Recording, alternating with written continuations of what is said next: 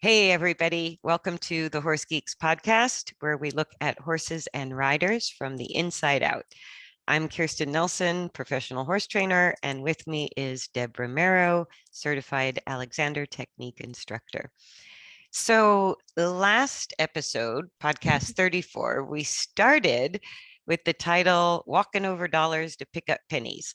And we were rudely interrupted very abruptly with a power outage. That's what happened. So after thinking about it for a day, I went ahead and posted what we had recorded. It was a little over 30 minutes and just called it part one.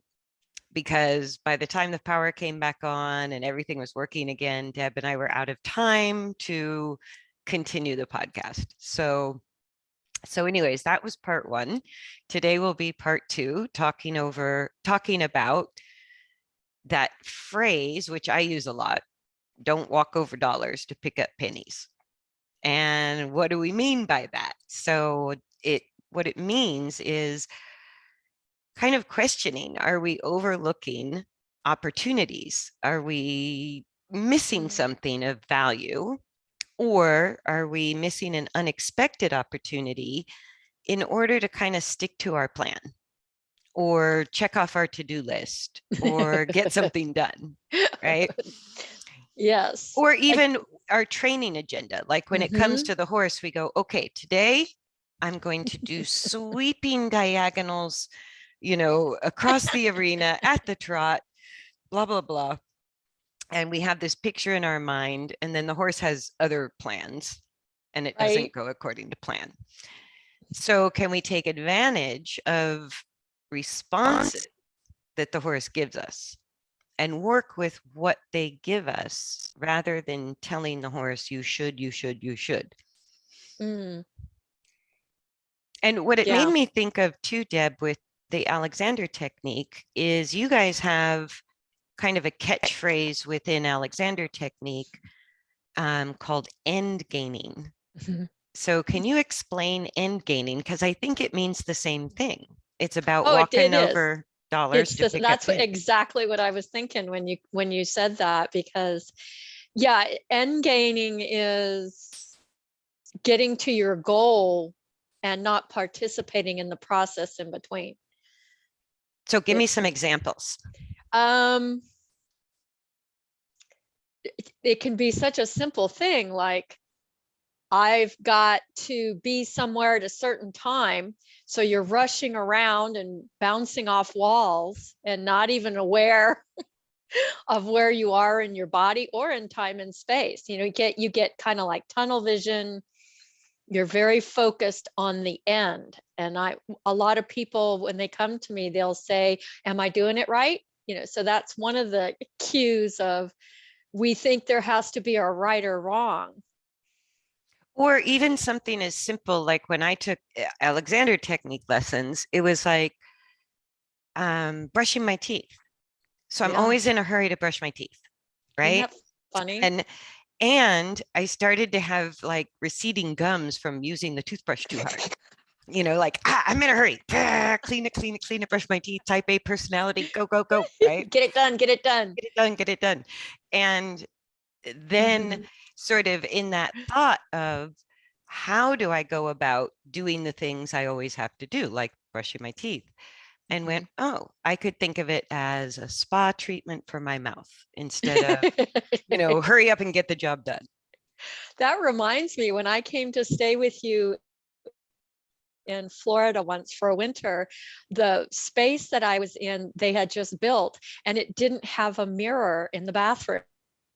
Oh, Have you ever brushed your teeth without looking in a mirror? Yeah, it's weird. It's weird. It's weird. It's like, where are my teeth? Oh, I should know where my teeth are.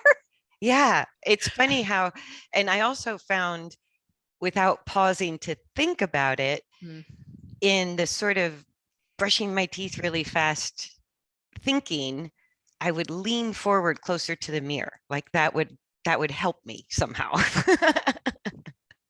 So here I am putting tension in my neck, rubbing my gums too hard with the toothbrush, and all because I'm end gaming is what was You pointed want to out get to me. that. It's almost like we want to get to the next thing. So we don't participate in the thing we're doing. Does that make Right. sense? Oh, absolutely. And with horses, it's like I see all the time people go out and will sort of like spend 5 minutes walking their horse without thinking about it in order to get to the work. Oh. And they go, once I'm trotting or cantering or jumping or doing lateral maneuvers, now I'm Oh, working. wow. Okay. Oh, yeah. I bet we hear that a lot. Yeah. Is that all But you do is actually, walk? but actually walking on your horse, it's like that, not taking the time to open up the communication, the nonverbal communication. Where is my horse today? Am I assessing how I'm feeling and thinking, and how's my balance? Where's my horse today? Where are the tight spots? Where do I feel resistance? What feels easier? What feels harder? All that is stuff I can assess in the walk Yeah, while and then right away, I can adjust my plan good point. to address whatever the horse is showing me in that walking period, the first 5 or 10 minutes of the ride. I like that one.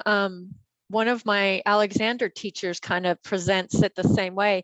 Go in prepared, but also be willing to go with the flow of whatever the student gives you. What you can consider the horse your student. You know, you have an idea, but I think it's staying hard on that idea is the dollar penny thing. Absolutely.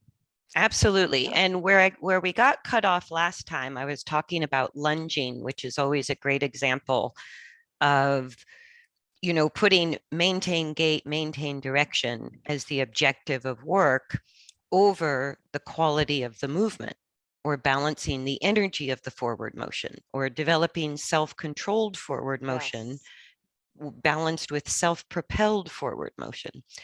So are you walking over dollars to pick up pennies, to me comes up a lot when we're talking about speed issues. And Mm. I don't care who you are, every rider who owns a horse isn't happy. Their horse is either too slow, won't go forward, or too fast and hard to slow down. It's always one of those two, right? And horses that are too fast, we think if only I could get the horse to slow down, everything would be roses, Mm-hmm. right? And horses that won't go forward, you think if I could just get this horse to go faster, everything would be roses. And what we end up doing is spending most of our time resisting the forward impulse without changing how the horse thinks about it, or without actually getting an internal change of the horse that overcomes the problem. Or we're like so busy with our legs and seat driving the horse forward that there's not much else we can think about. Right. There's no refinement because it's constant pushing forward, or maybe constant holding the horse back. And I go, that's it. You've used up your conversational words by saying slow down, slow down, slow down, or go forward, go forward, go forward. There's not much else you guys can talk about between the horse and the rider. There's not much else for the horse and rider to talk about. So, with the thought of what are the dollars I might be missing on my horse that won't go forward? Mm. What is it I'm missing? What could I pick up that's easy and natural for the horse that doesn't want to go forward? Maybe I could work on more engagement, more lifting of the back. Maybe I could just resist giving a leg aid, see what the horse gives me, and then build on that. Right? Allowing, like if I take my legs off and the horse just instantly shifts into halt, then I go, okay, if I repeat the leg aid, does the horse go forward? Mm. Yes. So the horse respects the leg aid, right? But the horse doesn't have enough self-propulsion or comfort in the forward motion to maintain forward without constant leg aids. So in that case, I might play a game with the horse and go, if you stop, I give you a leg aid and you have to get going again. And that's right where I got cut off last time, was back in our old podcast talking about the laws of motion. The law of inertia tells us that stopping and going takes a lot more energy Mhm. than maintaining gait, maintain direction, right? So if the horse doesn't want to maintain gait or maintain direction, then you know they're going to spend more energy, Yes. right?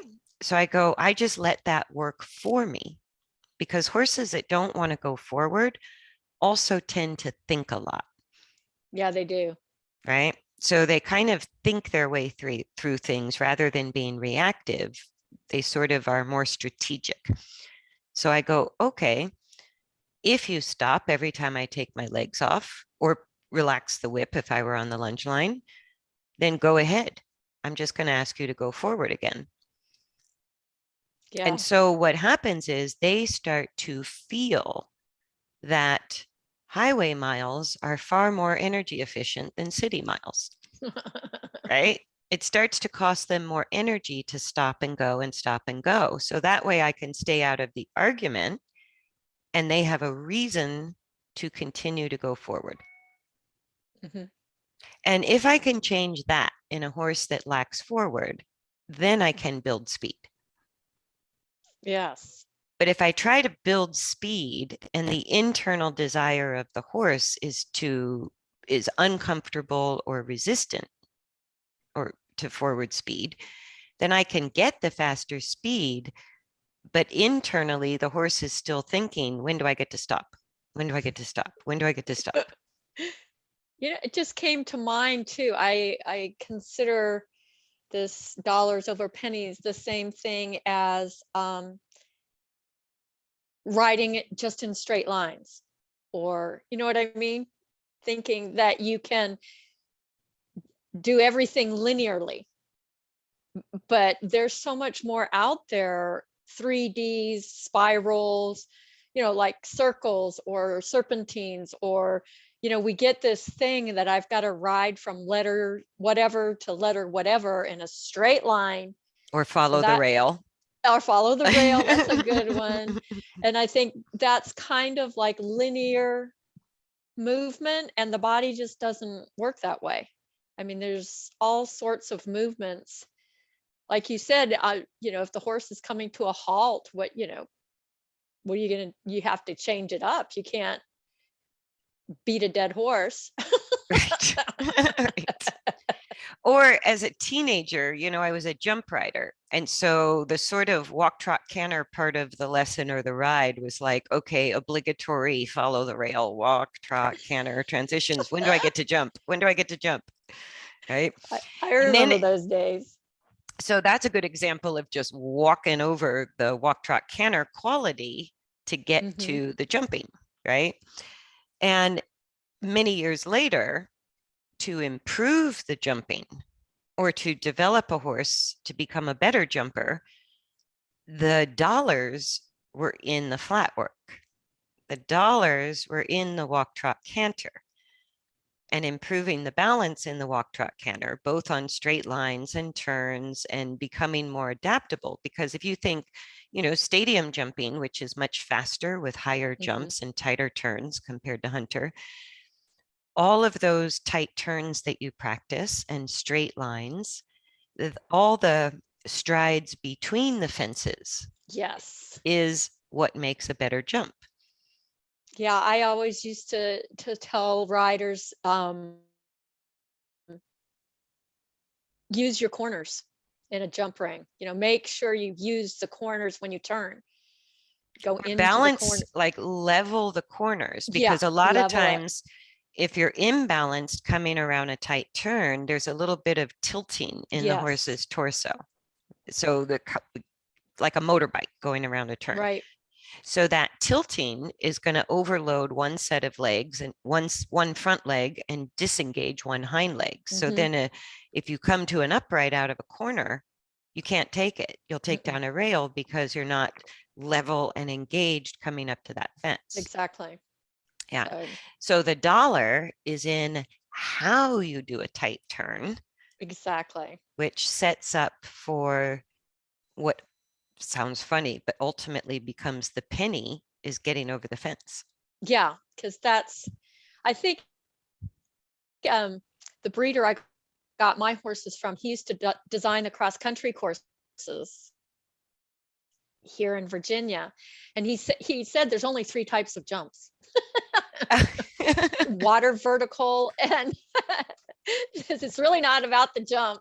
Wide, tall, or with I guess water would be like an optical challenge. Yeah. So he said that's all there is. Yeah. There's nothing more than that. But and I think it was Jean-Luc who said at one of the clinics that you should not ride your dressage test every day. You should be doing other things to balance your horse. Absolutely. And And that's where, taking a dressage horse out for a trail ride, jumping your dressage horse, right? Or for the hunter going for a really fast gallop cross country, right? Or yeah, for the Western horse mixing cow work with pleasure work, right? So yeah. it's like kind of cross training for the horse, Well, but that's a good way to even look at it. absolutely, because if we get so focused on our sport, we actually can develop horses' bodies that look like normal for the sport because the body is not being cross-trained or developed in balance. We'll save that for another podcast, but Right. it's Yeah. but I think that's why sometimes we see all the dressage horses sort of have the same physique. All Western horses have a similar physique. All racehorses have a similar physique. But Interesting. really across the board, all horses have the same anatomy. They might have That's conformational differences, but they really don't have major differences in their healthy development. right. So, Same with people. yeah. Same thing. And another interesting thing I found in the thought of finding the path of least resistance, which is a key to working with rehab. Because if you're dealing with lameness issues or significant behavioral issues, you have to find a way in that the horse can accept. And the horse has already failed normal training most of the time because it just didn't work for that individual. Nothing wrong with normal training. It just didn't work for that particular horse, resulted in lameness or a behavioral issue. And then I get the horse in training. So I'm that kind of trainer, right? So working with horses that are lame or highly defensive, the key to success is finding what the horse can accept and improving the quality of anything the horse can do with minimal discomfort or minimal resistance. That's the only way to get things restarted. And that brings up a thought about in that process, if you're, I would think establishing more trust from the horse instead of, have going over the dollar to the penny to the goal, forcing, leveraging the horse instead of having a conversation with the horse. Yeah. So horses that get labeled as difficult or they have a, chronic lameness, an idiopathic lameness, a concussive type lameness, you can't stick to the program anymore because the program didn't work for the horse.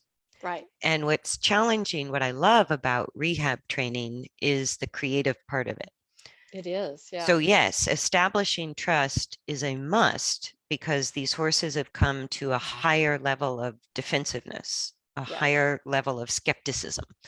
So getting them working with the rider again is the creative part. And like I said, that's where you really start to realize every time the horse offers you $1 and you go, okay, to get back into what we would consider normal training or competitive training, we first have to take all the dollars the horse gives us and work our way back in that direction.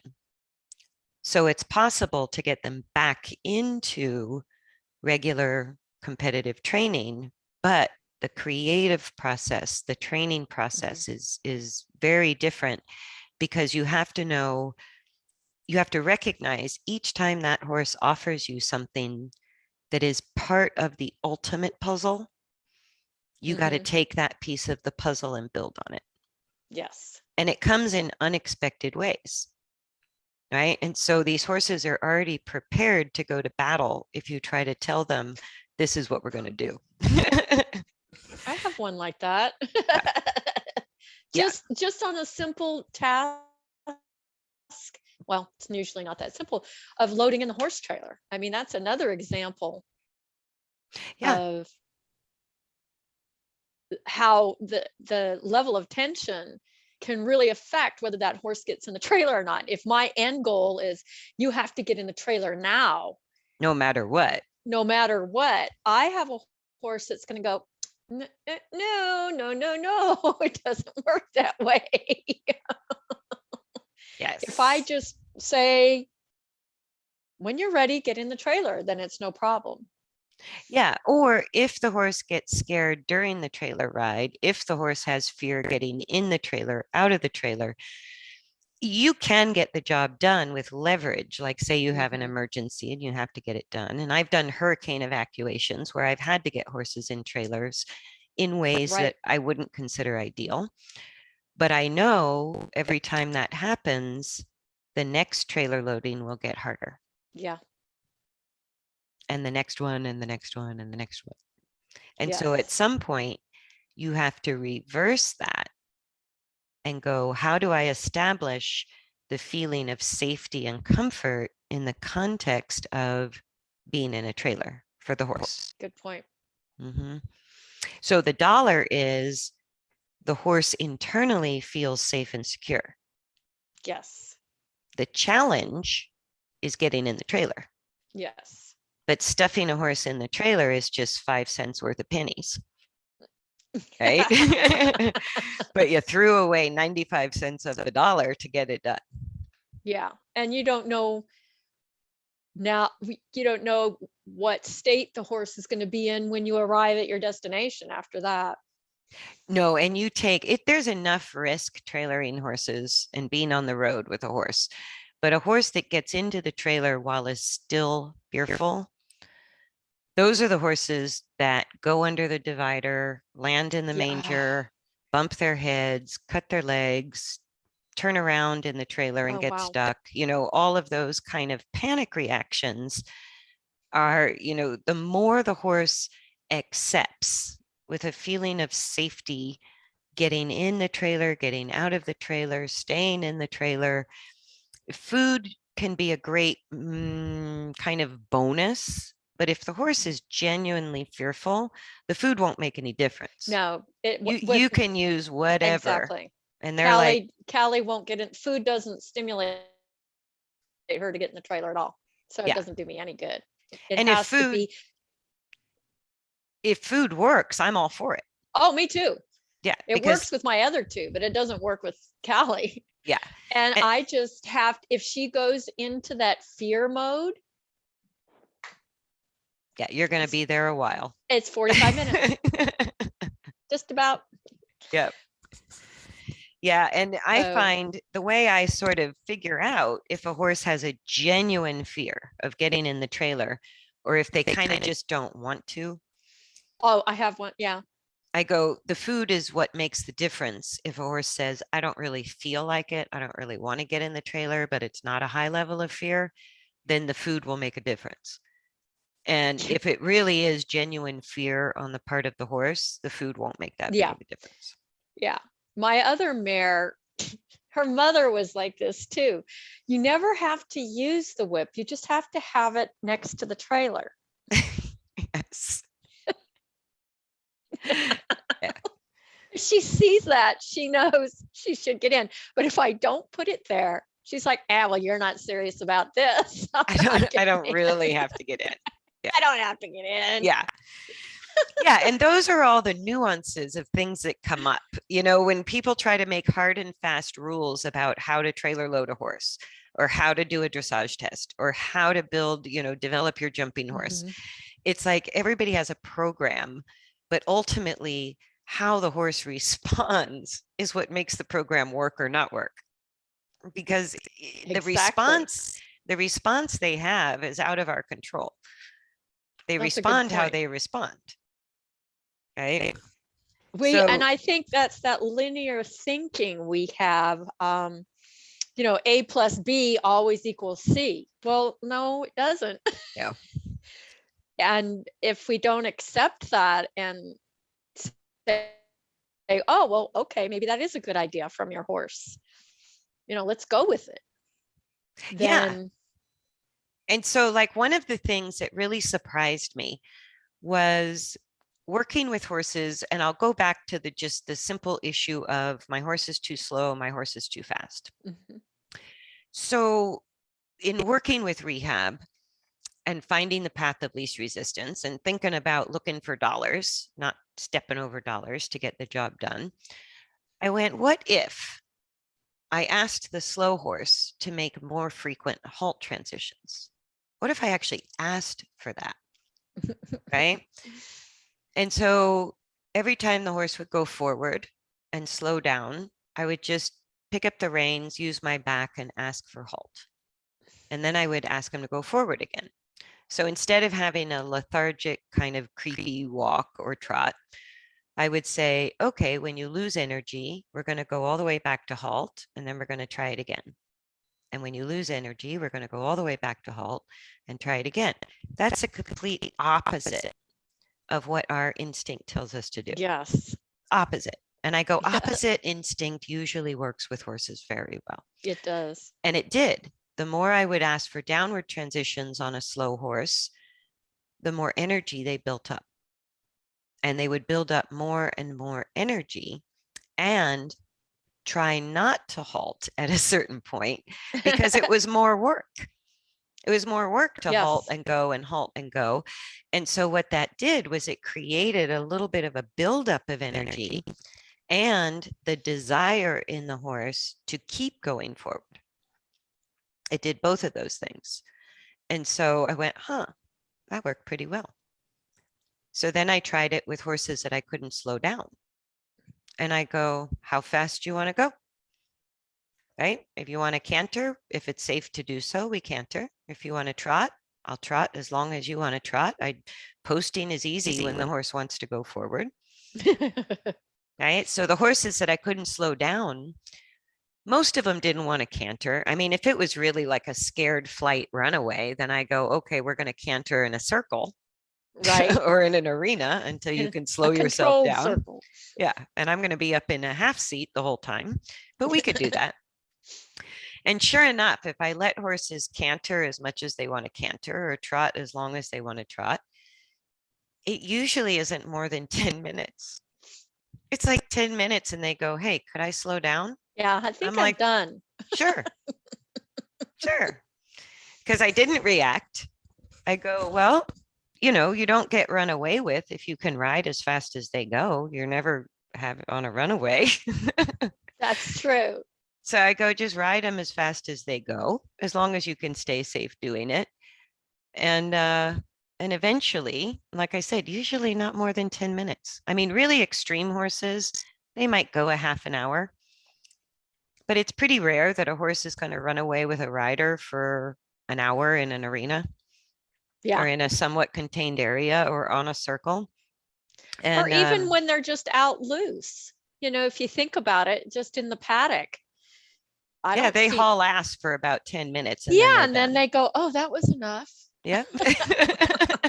And they're standing there blowing and blowing. Yeah. And then they will walk and they, yeah, that was good. I'll just walk now. Yeah. So the little gold nugget I found in that strategy was the dollar is the horse making the choice to Exactly. slow down or the horse having a desire to go forward or a desire to slow down. Then I don't need bit pressure on the horse that doesn't want to slow down because they're starting to choose to go slower. And the slowing down becomes the reward instead of the I win part of the argument. You don't win, I win. Oh, yeah. Does that ring a bell? Yeah. Yeah. Yeah. That's a tough one. And I don't Mhm. have to exhaust my legs driving a right. horse forward that doesn't want to go forward. Right. So it was an interesting thought. And I use that strategy all the time now. It works very well. I go, when I'm fighting a horse to slow down, I just quit fighting. And I go, you tell me Yes, when you're ready to slow down. And if I have a horse that won't go forward, it's easy to get halt, it no is. big deal. And so I go, let's just do that instead. And you could think of it, I guess, as reverse psychology or doing the Sort opposite of. of our instinct. But Yeah. I think it's more dynamic than that. I It's think almost horse, like redirecting a 2-year-old, a little bit, instead but of I think constantly horses, going, horses no, that, no, no, no, no. yes, but I think it's more than psychological because horses that rush are seeking their stability through speed. Mhm. Yes. And horses that don't go forward are seeking their stability through halt. Yes. So I think the dynamic effect that has when you quit fighting what they're offering and you work with it is I think it had a dynamic effect of helping the horse feel more stable, which then allowed them better control over their speed. Yes. I agree. Yeah. So And I I think, think they trust you more. You build trust on that. well, at least you're not fighting all the time. Yeah. It's not all those sayings that the behavioral issues seem to disappear. Yeah. When you're having a conversation rather than being told what to do. Oh, yeah. Yeah. Being a chestnut mare, I get it. And it's exactly like that. The chestnut mares that have a very bad reputation, they're like, I'm offering you this, and you keep Mhm. telling me you don't want it. You want this. And I don't want to offer you that. I want to offer you this. And in their minds, they're going, you idiot. I'm offering you this. Why don't you take it? That would be easier on Yes. both of us. But we think because we're humans, we're supposed to be the leader, the dominant one. We're supposed to control horses. We're supposed to be the higher intelligence. We just keep asking for pennies and we miss all those little dollars that the horse Also is offering. opportunities. Yeah. Yeah, I even check in right when I get to the mounting block and I get on. I just sit there for a few and kind of tune in to, well, what's going on underneath me before I even start riding. Yes. Yes. And that's the difference between me as a teenage rider and me as an adult rider is I don't try to hurry up and do my obligatory walk, trot, canter so I can jump, jump, jump, jump, jump. Right? Or we think the warm up has to be 20 minutes of like every dressage maneuver known to mankind. Right. Right? And fast, fast, fast, chop, chop, let's get going, let's warm up. And some horses are like, I kind of need to go slow. I need to get a little stability, and then I can do those things. Yeah. Yeah. So I think listening to the horse is how we find the dollars. I I think agree. taking what we consider a problem is sometimes a dollar in disguise, Yes, it is. right? Like, what's one of the things about one of your horses that drives you crazy? Oh, like finer things. She would live at halt. Yeah, she would. Yeah, and she's She a would bit. love to live at halt or go back to the barn, either one. So Right. that's our constant conversation. She's always either wanting to go back to the barn or not do anything. And so, what were some of your past strategies? Because all of us do this, it's our Yeah. instinct. Oh, yeah. Take her away from the barn, make her take go farther and farther, make her go faster until finally something clicks and she says, okay. Well, she usually doesn't say okay. She And pins her never. ears and gets really pissed off. Yes. Yes. So yeah, that's kind of the way I used to. I would add spurs, which that didn't work either. Um, But all I of just those, ask instead. I say, well, okay, you came to halt. Could we move off from halt instead of stay at walk? yes. It, it's just legs on, legs off, like, so. And how is that working now? Because we go through years thinking one day this horse is going to want to go forward away from the barn if I just keep working harder at getting more speed and getting farther from the barn. And years later, it dawns on us nothing's changed. Nothing. Nothing's changed. She So, is 22 years old. I had her since she was born. I saw her, she was born at the farm close by. So, and so when yeah, you changed that is, strategies, when you changed strategies, did it change? Did it change that? yeah, changed it a lot. And I think it had to be more of a psychological change for me to go from when I used to ride, as a teenager, it was, A, B equals C. And now it's, well, what about this? Could we try this? Oh, well, maybe we could put a turn in here. Maybe that's what we need. So I probably spend more time asking questions about how do we get to where we need to? What direction is she going to? I kind of let them lead and I follow and say, oh, well, if you just constantly want to go back to the barn, great. Well, we'll just spend time being straight while you do that. Yeah, that's exactly, I think, what we've talked about in She past goes into the podcasts. barn and I go, we're not done yet. Yeah. Yeah. Or you could make a little circle. You could work on a tiny circle in balance by the barn or by the Exactly. gate, right? And I do that. I do that. If I don't want to use a ton of energy to keep her away from the barn, it's just not worth it. And it ultimately, it doesn't work. Exactly. But I think that takes a long time for humans to figure out because it goes against our Yeah. instinct. It goes against everything that feels intuitive to us to let the horse have its way. Oh, yeah, we hear that. Or, yeah. So I think of it a little bit as negotiations. I go, It is. if I listen to what you want, where's the dollar value in that? Like what can I improve? What can I take advantage of by allowing you to have your choice and not Yeah. fighting your choice? And that's Yeah. really what I mean when I say don't walk over dollars to pick up pennies. The Right. penny is our choice, our objective, but the horse's choice might have higher value sometimes. Yeah. Or working with the horse's choice instead of fighting it could be the higher dollar value for the whole relationship. Oh, and if you think of that in a relationship, you can't always have it your way or the relationship's not going to last. Yeah.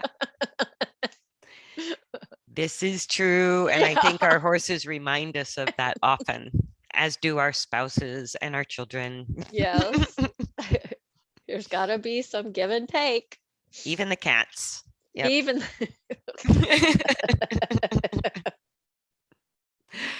Anything you want to add? Anything no, like that I think the end gaining is the same thing, that the goal is the most important thing. Getting the pennies the most important thing, but on the way there is where we should really be paying attention. There's lots of juicy stuff that happens just walking from the house to the barn. I might be missing just to get to the barn. absolutely. Absolutely, because we might even work on our own balance or improve our use just in the things we're already doing every day. Like Yes. instead of going to the gym, I don't have a gym membership, but I have to lift 6 50-pound bags of grain every week. So how I lift and move those bags of grain can be something that keeps my body strong, or buckets Mhm. of water, or Yes. wheelbarrows full of poop, Yep. right? And it's like how I use myself or how conscious I am of using my body while I'm doing those necessary tasks, those tasks become my weight training, Yes. right?